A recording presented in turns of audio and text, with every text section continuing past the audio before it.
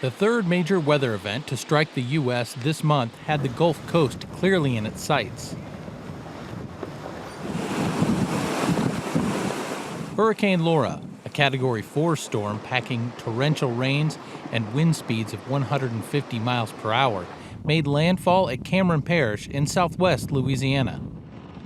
A powerful storm surge of 9 to 12 feet followed the hurricane into an area from Sabine Pass, Texas, to Port Fourchon, Louisiana. The port is the pathway for 90% of oil and gas production in the Gulf of Mexico. So far, 6 people have lost their lives and more than 800,000 people are without power. Emergency officials say it could be days before the extent of the damage is known, especially to the Pelican State's #1 commodity, cotton. According to USDA data, last year's Louisiana crop was worth $186 million. Hurricane Laura quickly weakened as it made landfall. However, weather forecasters warn it could regain strength as it heads towards the Atlantic Ocean, possibly bringing rain and high winds to the northeast. In Northern California, favorable weather is assisting over 2,200 firefighters working to gain control of the wildfires burning in Napa and Sonoma counties.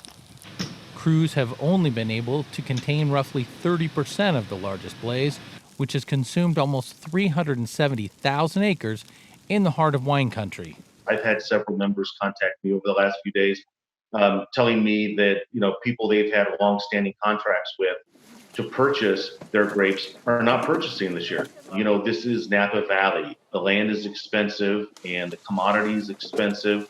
And so not being able to either conduct a successful harvest or not being able to sell your fruit will absolutely mean financial predicaments for a lot of people.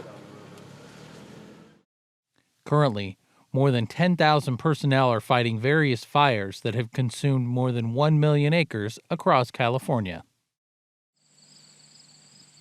In the Midwest, a drought is following in the wake of the Derecho storm, which leveled millions of acres of crops just over 2 weeks ago. The Midwest is only a portion of the U.S. sharing those drought conditions.